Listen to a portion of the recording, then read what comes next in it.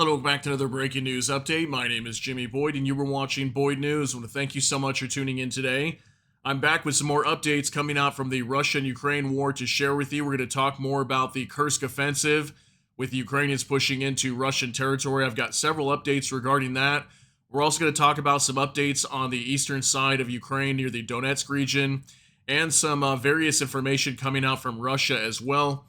So let's go ahead and jump right into the news here. One of the biggest things that we had happening here in the last 24 hours, we've got confirmation that the third key bridge in the Kursk region, there's a part of the Kursk region that's just close to the Ukrainian border, just west of where majority of the fighting is taking place, near Sudza, after Sudza was taken at the beginning of this operation. We've got an area that has three bridges that needed to be destroyed so the Ukrainians could push in and try to take over this area. It's something like 700 square kilometers of land inside the Kursk region. And looks like they have blown that third bridge now. We were talking about this yesterday and the day before. There was the town of Glishkovo that got hit first. There was a bridge that was destroyed. Then after that, we had the town of Zvanoy that got hit. That bridge got destroyed just yesterday. Now we've got that third bridge in Kuriz, the village of Kuriz, being destroyed as well. Okay, so now this is going to be a big problem for the Russians because now they can't really move equipment in or out anymore.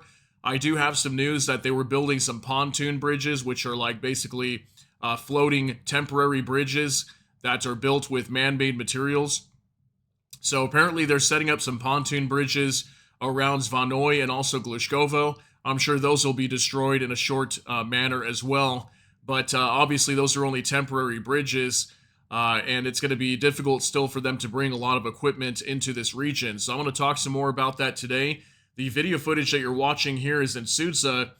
This is after the statue of Lenin was taken down. As you can see right there, there was somebody driving by in a car, and they actually seemed like they were crying. I'm not sure really what they were saying, but they were obviously speaking Russian or something like that. So, but yeah, as we can see here, that statue was definitely taken down. I showed you guys pictures and videos of that the other day. So let's go ahead and jump into the news. I've got a ton of things I want to go over with you. Let's talk about this bridge that got blown first, because this is really big news. From next to Russian Z channels report that Ukraine has destroyed the third and last bridge over the Sime River in Kursk region. The bridge was destroyed near the village of Kuriz in the Glishkovsky district. On August 16th, Ukrainian troops destroyed a bridge in the village of Glishkovo a day later in Zvanoy. If the information about the destruction of the third bridge is confirmed, it will create serious problems for the logistics of the Russian units remaining on the side of the river where the fighting is taking place. Now they will only be able to receive provisions and reinforcements by swimming. Okay, so yeah, it's definitely going to be a major problem for them considering that they can't really move equipment over these bridges anymore. I think the bridge in Zvanoy is still somewhat usable, but they won't really be able to transport like any tanks or anything over it. I showed you guys a picture yesterday with a huge hole in the middle of the bridge. So they might be able to walk across it with like troops and maybe carry some stuff across, but they won't really be able to use like vehicles really, maybe a small car or something like that. So there's a couple of maps here that have been pulled up to kind of show where these attacks have taken place. So these are the three towns here. This is Glishkovo, this is Zvanoy, and Kuriz. Okay, all three of these bridges are blown now. This white line is the same river that runs all along here, okay? And this entire region right here leading up all the way, it's kind of cut off right here, but Tetkino is over here near the border of Ukraine. This whole region right here is at risk of being taken. Anything under this same river here, okay? So the Ukrainians are pushing this direction, trying to take this over. Last I knew, they had control of this town here. I forget the name of it. Starts with an A, though. And then also, they were working their way towards this town. And then soon after that, from here to Glishkovo was something like 10 kilometers, okay? So really not that far away until they'll start, being on the Russia's doorstep here, these troops that are trapped, okay? So here's another map to show you as well. This one's a little bit more zoomed out. So again, Glishkovo, Zvanoy, Kuriz, all these bridges have been blown. There are no other bridges in this area at this time, except for these pontoon bridges that have been constructed near Glishkovo and Zvanoy. I'll show you guys that here in just a minute. And then we're also going to talk about this town down here in just a little bit as well, Tetkino. But this entire region here, it's roughly about 700 square kilometers, is at risk of being taken by the Ukrainians. And it looks like they may be able to take this very soon.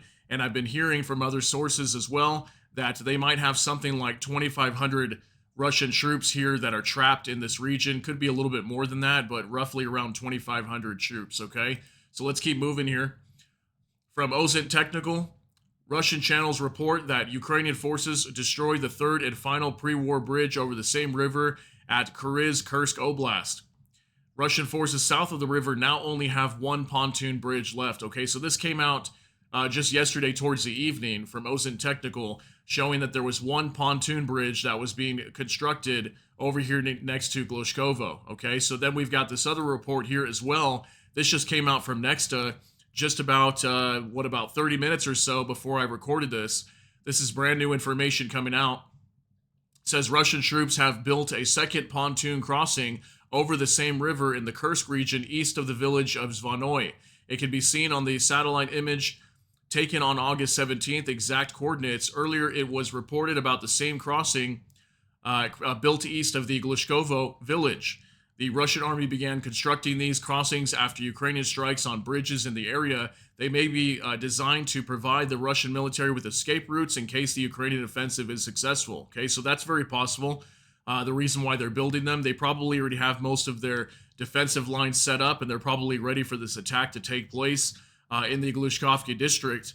But they do have these two pontoon bridges set up. Okay, so one to the east of Zvanoy, one to the east of Glushkovo, and this map will show us a little bit better here. So there's one over here to the east of Glushkovo, and then somewhere over here to the east of Zvanoy, which is this town here, there's another pontoon bridge. Okay, so two pontoon bridges that we know that are still there right now, that have not been struck or destroyed or taken out yet. Okay, so that was some new information just starting to come out in the last 24 hours. So we'll go ahead and keep moving here.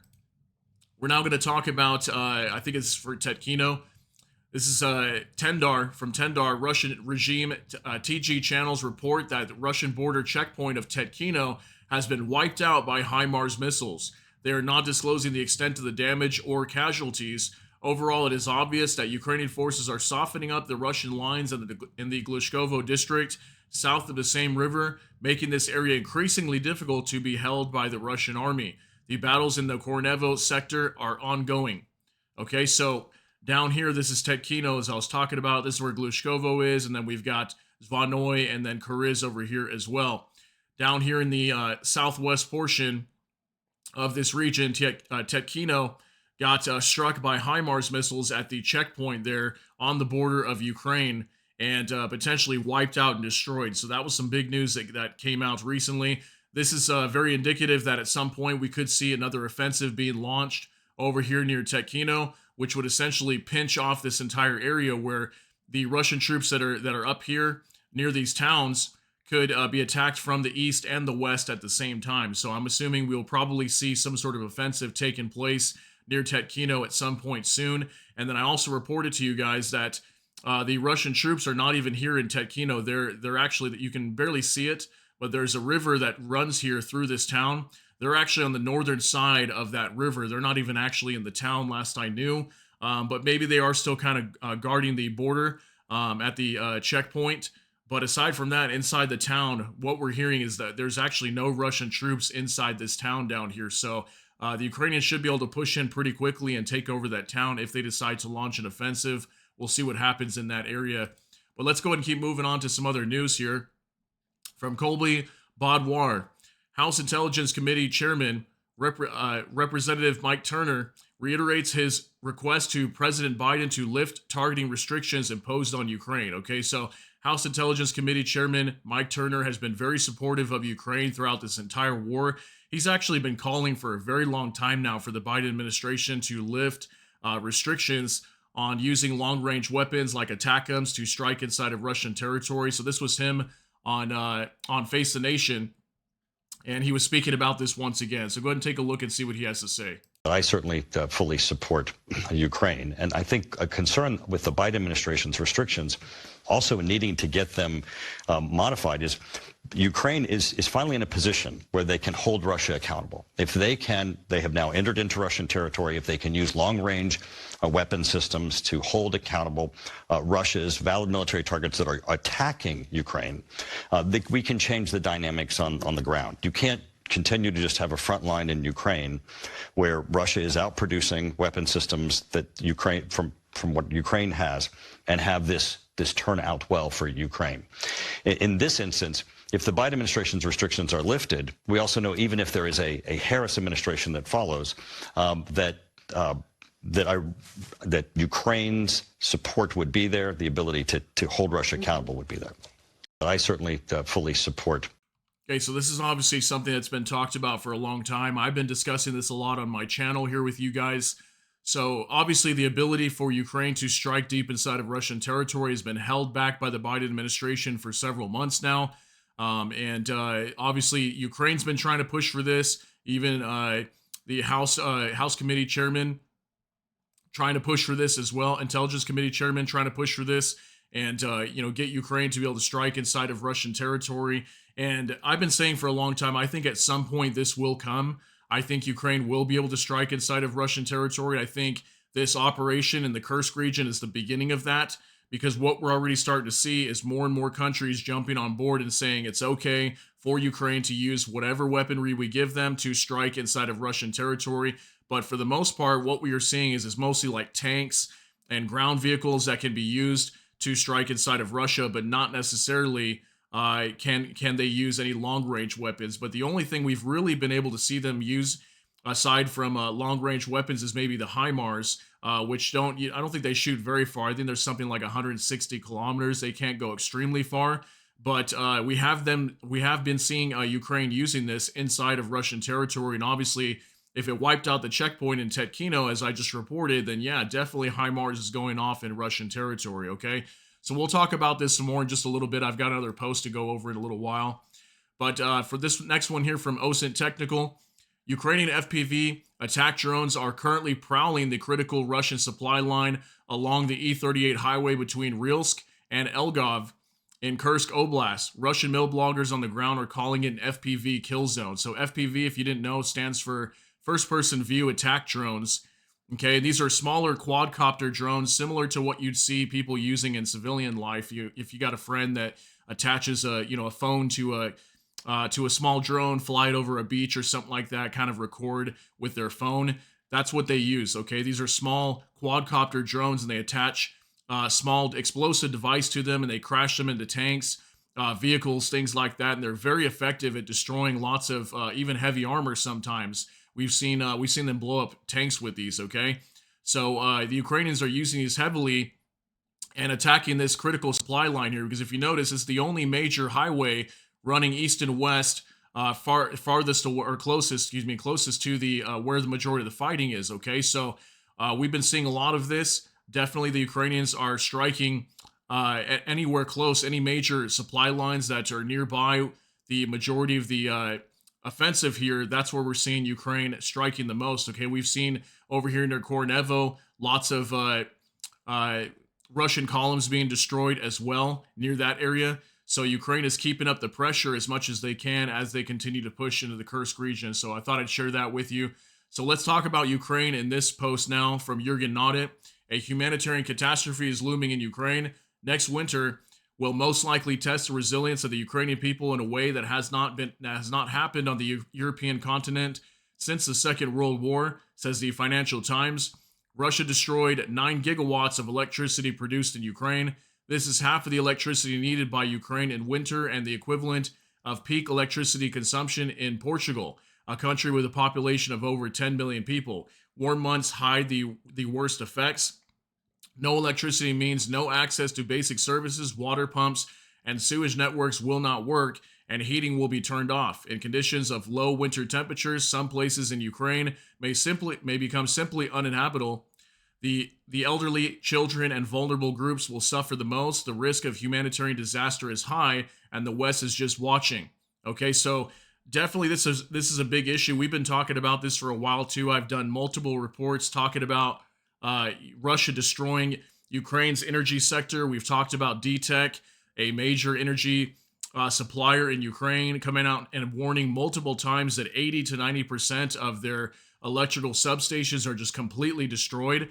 And we also heard not too long ago, maybe about a month and a half ago, roughly, I want to say, that the United States was supporting Ukraine in something like 1.5 billion in aid to help rebuild their electrical systems throughout the country because they've been, essentially completely destroyed. Okay, so as we approach wintertime, we could definitely start to see the effects from this, and people are going to be suffering over there. It gets very, very cold over in Ukraine, and people are going to need heat. Okay, people are going to need electricity to stay alive, and hopefully, we do not have a humanitarian disaster take place. But I wanted to share this with you because this is very important news as we get into the colder months leading up to the end of this year. Okay, so let's keep moving. I want to talk about this now. This was actually something that happened on Saturday, and I forgot to report this to you guys, but we're going to talk about this now because we've got some newer updates in regards to this strike. So, from Nexta, General Staff, the AFU attacked the Kavkaz Combine in the Rostov region of Russia. Oil and oil products for the needs of the Russian armed forces were stored there. The AFU recorded at least 2 fires. The forces and means of the Defense Intelligence Service was carried out the operation. Okay, so I believe this was in Proletarsk, was the name of the town in the Rostov region. We had lots of videos coming out showing multiple oil storage tanks on fire as Ukraine attacked this facility with drones. So take a look at this real quick, and then I've got a couple update videos to show you as well in regards to this.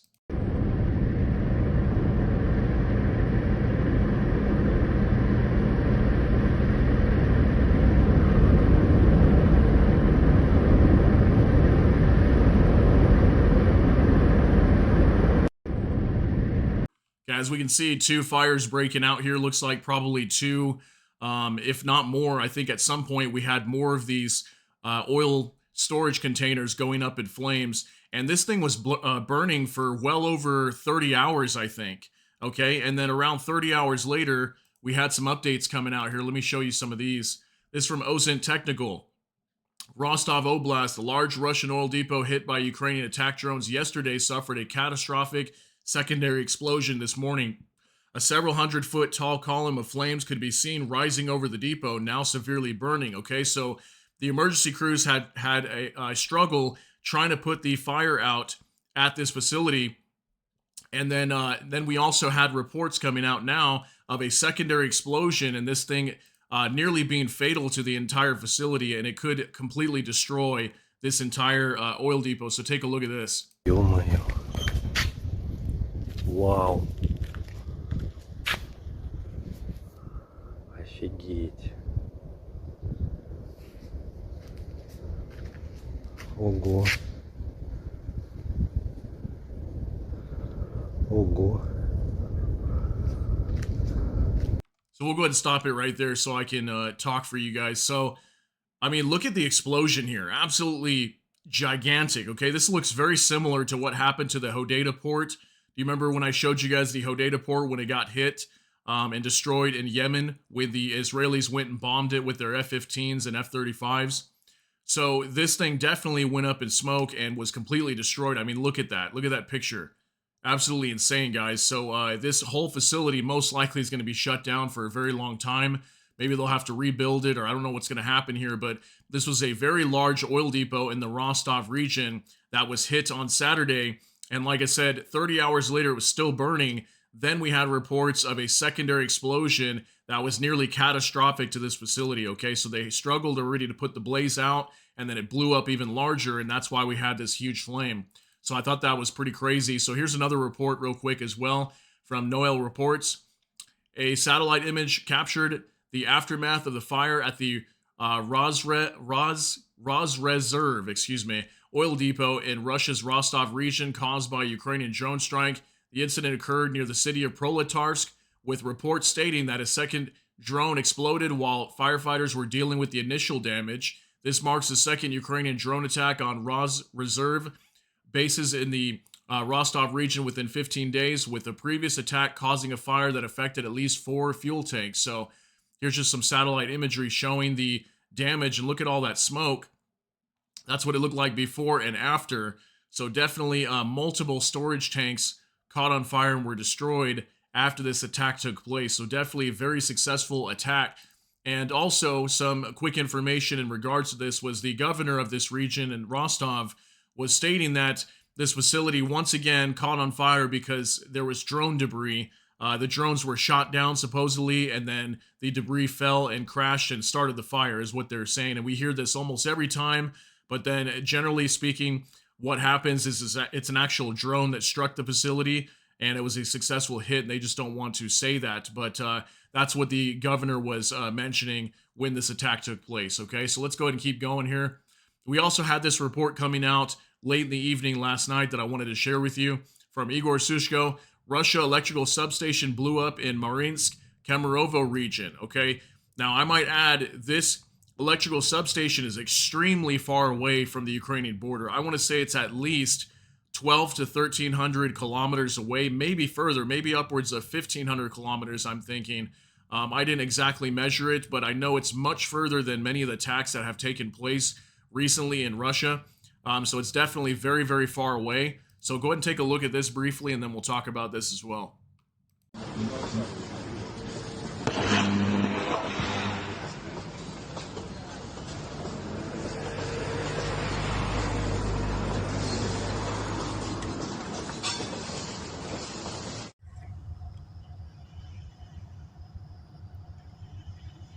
So I thought this one was kind of interesting because we just reported yesterday that there was some sort of kind of unconfirmed talks between, or maybe secret talks between Russia and Ukraine recently, that supposedly they were trying to hold some behind the door kind of talks that that they were supposed to stop striking each other's electrical facilities.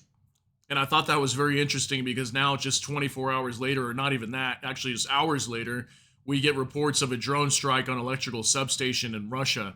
Okay, so clearly those talks have not been held, and they have not made any kind of agreements on that. So I thought that was pretty crazy that we see this. The last time I knew of an electrical substation being targeted was in the Belgorod region, probably about a week ago. So now we got another report of electrical substation coming under attack. So I mean, just think about the amount of damage that Ukraine is doing just with drones alone, okay? Just drones alone, they're striking oil facilities, electrical substations, airfields, ammo dumps, all kinds of different things just getting struck all over Russia. Imagine if they have the ability to use these ATACMS. They would do some real damage with that. And this has got to be hurting Russia really badly on the back end here. And we already know that they're struggling economically as it is. And how much longer can they keep this war up? You know, if they cannot make some serious gains here inside of Ukraine very soon, I really can't see them lasting much longer doing this. It's just got to be hurting them heavily on the back end here. So let's go ahead and keep moving here.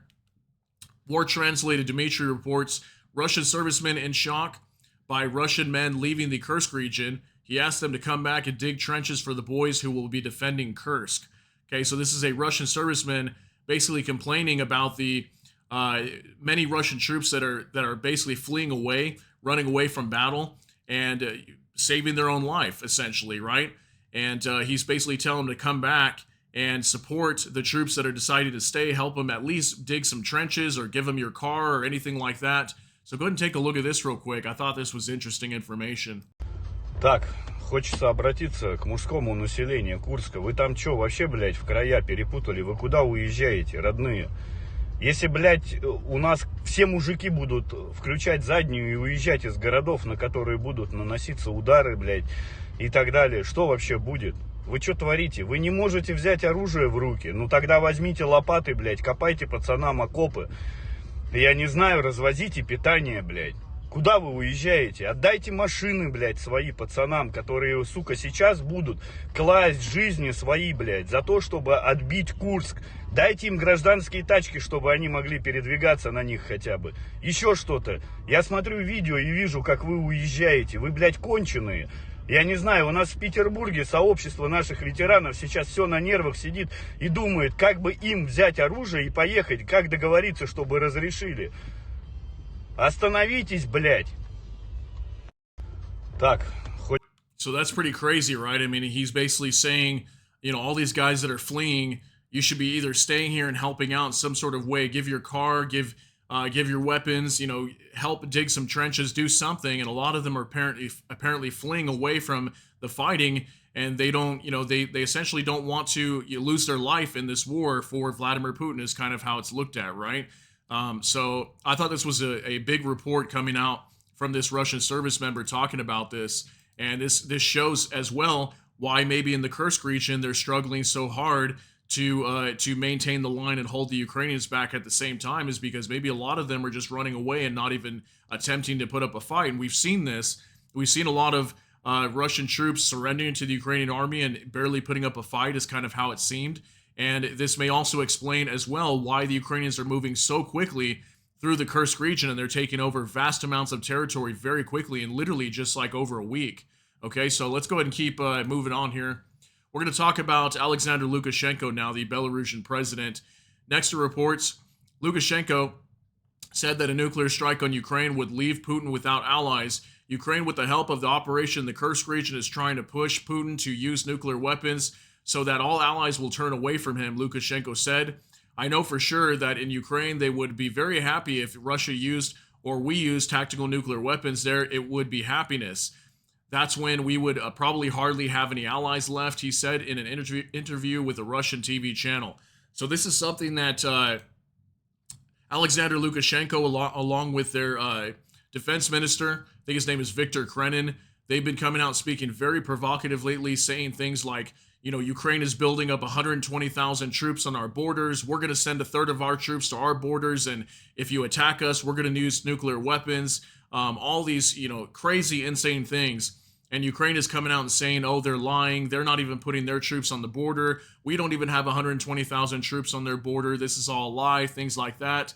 This whole situation with Belarus is very interesting. It's very hard to tell if they're trying to get involved in the war or they're trying to provoke Ukraine to attack, to maybe divert them away from the Kursk region, or what's going on here. But I wanted to share this because this is something I've been talking with you guys a lot about potential nuclear weapon use. And a lot of you have been saying that, you know, they'd lose a lot of support from their allies if they were to do so. And that's exactly what Lukashenko said, okay? So I thought I'd share that with you guys. So we've got another report here as well from Volodymyr Zelensky. I received a briefing from Commander-in-Chief Sursky covering the situation in the eastern part of Ukraine, operations in the Kursk region, the exchange fund, and the equipping of our brigades, particularly the reserves with ammunition and weapons. In every direction, our troops are doing an outstanding job. However, when it comes to supplies from our partners, we need things to speed up. There are no holidays in war. We need decisions. We need timely logistics for the promised aid packages. I'm specifically addressing the United States, United Kingdom, and France. Additionally, important weeks of diplomatic work lie ahead, involving various partners, Europe, America, the Global South. We've already expanded and will continue to expand the circle of those who support a just end to this war. It's vital that Ukraine enters this autumn even stronger than before. So we're not really going to watch this video. I think this video that I'm doing for you guys is already getting long enough. This is a 3.5 minute video, and he basically just summed everything up that he said in this statement that he makes in this video. So basically what he's saying here is he was just thanking all of his troops throughout the eastern side of Ukraine, in the Donetsk region and Zaporizhzhia regions, and also, you know, over in Kharkiv, even the troops that are doing a great job over in Kursk. He was basically just thanking all of them and wishing them success. And then at the same time, he's been putting pressure on the United States and France and Germany, many other Western partners, to let them know you guys need to get weapons here a lot faster, that apparently they are kind of dragging it out and taking too long to get weapons and supplies over to Ukraine, that maybe they're starting to see a gap in their supplies. So he's kind of putting pressure on them and letting them know, hey, you need to start getting stuff over here as soon as possible, and letting that be known, okay? So that was some good information there. Now take a look at this from Maria Drutska. Medvedev is missing. Dmitry Medvedev's Telegram channel hasn't been updated for 10 days. His last post on August 8th was about the Ukrainian armed forces incursion into the Kursk region, concerning. Okay, and there's like a little picture that somebody took here of him drinking some beer. So there's like these memes going around right now saying that he's off just drinking, and that's the reason why he's not active on social media. And you think he would be, because I've talked about Dmitry Medvedev a lot, okay? He's the deputy head of the National Security Council in Russia, also former president. And he's been coming out recently a lot lately, you know, making lots of nuclear war threats. And all of a sudden, now that their land has been invaded, how come there's no more nuclear war threats coming out from him? How come he's been completely silent? Where did he go? So a lot of people are starting to ask that question. What happened to him? Where did he go, and how come there's no response coming from him anymore, at least in terms of, putting out some provocative statements on social media? So I thought I'd share that with you in case you're wondering where Dmitry Medvedev might be right now, because we talk a lot about him recently. Okay, so also from Jurgen Audit, who is lying, US or UK? The White House denied that the United States is blocking Britain's request to Ukraine to deploy long-range Storm Shadow missiles on the territory of the Russian Federation. The Telegraph, citing a representative of the Biden administration, the states have allegedly not received an official request from Britain to grant such permission, says Times of Ukraine. Are we in kindergarten? Western politicians are playing with their idiotic games and Ukrainians are paying with their lives. Okay, so there's this blame game going back and forth where right now the UK is saying, well, it's not necessarily us that's stopping you guys from being able to strike inside of Russian territory with these Storm Shadow missiles. Well, it's the US, it's France, it's other countries that need to get on board and say that it's okay for you to do this, and I've been reporting that recently. Well, apparently the United States is coming out and saying that they're not blocking Ukraine from using long-range Storm Shadow missiles, okay? And to me, that's a little hard to believe. I understand that's what's being reported here, but it seems a little hard for me to believe if at the same time they're not allowing Ukraine to use ATACMS, okay? So I don't know what's going on here, but there's definitely seems to be a blame game going back and forth as to who's responsible for not letting Ukraine strike inside of Russian territory with whatever weapons are being given to them, okay? That's kind of what I wanted to share with you here today. So let's keep moving. From Bliskovka, there can be no negotiations with Kiev after Ukraine's invasion of the Kursk region. Russian Foreign Minister Lavrov. Okay, so Sergei Lavrov coming out and saying no more negotiations with Ukraine. Okay, considering that we have an ongoing invasion in the Kursk region. We've also heard this as well from Vladimir Putin, so it's no surprise. But now we've got the foreign minister coming out and reiterating the same exact thing. Okay, so no negotiations. So does that mean that when we get to November and let's say Donald Trump ends up winning the election, does that mean that Ukraine and Russia are not going to negotiate? Is this war going to continue? Or is Donald Trump going to be able to still end this war? What's going to happen? I mean, lots of questions remain to be answered in regards to this, but I've been telling all of you, don't be surprised if this war leads into next year. It would not surprise me at all. So also, from next, we got a couple more things to go over here, guys. Thanks for your patience. Justin, Danish foreign minister, says Ukraine may use Danish weapons for strikes on Russian territory. Today, Denmark has announced a defense aid package for Ukraine worth more than 104 million euros. What the new package will include is unknown, but it will specifically provide financial contributions for the purchase of Ukrainian-made equipment. Okay, so it looks like the Danes are going to be giving an aid package for Ukraine. And also, they're saying that they can use these weapons to strike on Russian territory. So yet again, another country, NATO member as well, coming out and saying that it's okay for Ukraine to use their weapons, whatever they give them, to strike inside Russian territory. Okay, so this thing is definitely building up. It's just going to take more countries to jump on board. And then before we know it, the U.S. will finally say it's okay to do so. But I think they're waiting for a specific trigger. And I don't know what that trigger is yet. And who knows what it's going to be. But eventually, I think we will see the United States, along with multiple other nations that have been holding back on letting Ukraine strike, these airfields, these Russian airfields that are using, their Su-34 fighter bombers to launch from these airfields and drop glide bombs all over Ukraine. At some point, I think they will let them go after them, okay? So also, Germany has announced a new military aid package for Ukraine as well, next to reports. It includes the Iris-T air defense system, naval and reconnaissance drones, 14,155 millimeter shells, and an evacuation vehicle, and more. Okay, so Germany announcing a new aid package for Ukraine. Although just yesterday we reported that Germany was, or was it yesterday or the day before? Excuse me, it could have been the last couple days. But Germany was saying they were cutting off all supplies to Ukraine, okay, that they had some budget concerns within their government and they were going to be stopping any new weapons shipments going to Ukraine. But who knows? I heard some reports as well from Ukraine coming out and saying that this was false, that it wasn't true, that this is just some sort of game being played or something like that. So I don't know for sure if Germany's going to be cutting off supplies, but at least according to this information, they've got another aid package coming. But this could potentially be an aid package that was already previously approved, okay? So also, From next to, again, we're going to talk about the eastern side of Ukraine briefly for a moment. The residents of Pokrovsk have a maximum of 2 weeks to evacuate because of the Russian offensive. The head of the city's administration, Dobryak, has said, according to him, 500 to 600 residents leave the city every day. And this week, the city will introduce forced evacuation of children. Okay, so this is near the Donetsk region right now. Okay, so here's Donetsk right here. It's not too far away.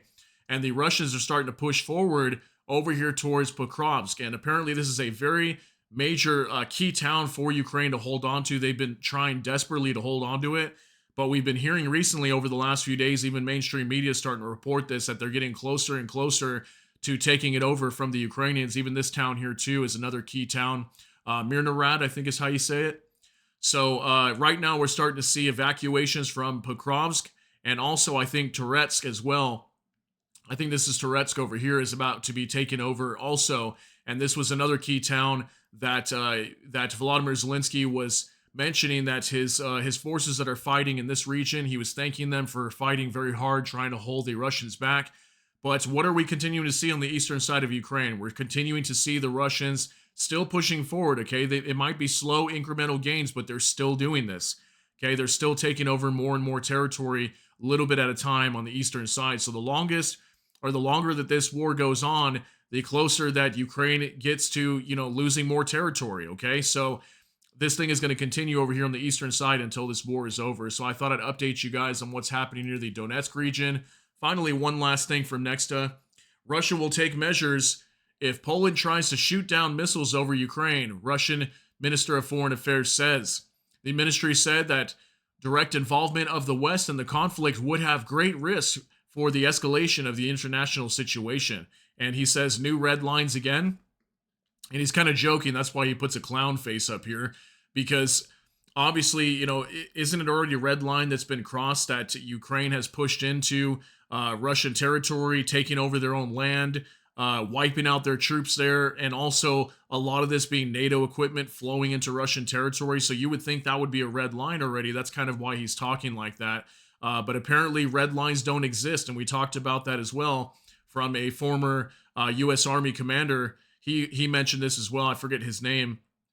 But we talked about this in the last couple of days, that he was mentioning that the red lines from Russia don't exist, okay? Because Ukraine's already crossed a lot of these red lines, yet we're still continuing to see Russia create new ones, okay? They create new red lines and they just continue to move the goalposts.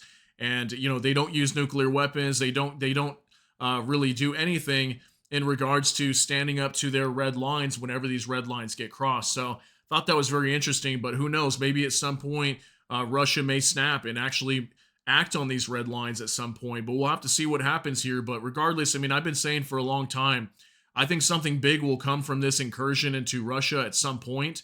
And if nothing big does come from it, I think they're still going to try to want to get their territory back. And maybe that's when they will probably negotiate with Ukraine and give up some of the territory that they've gained on the eastern side of Ukraine and give it back to Ukraine, so that way they can retrieve the Kursk region back. Maybe that might be the case, but we'll really have to see what happens here and how things unfold. But I want to thank you so much for tuning in. I understand this was a much longer video today, but thank you so much for tuning in. I hope you guys all have a great day. If you got something out of this update, please smash that like button. Also, if you enjoy my content, please consider subscribing down below. Hit the notification bell. That way YouTube can notify you. And with that, I hope you all have a great day. Everybody take care and God bless, and we'll see you in the next one.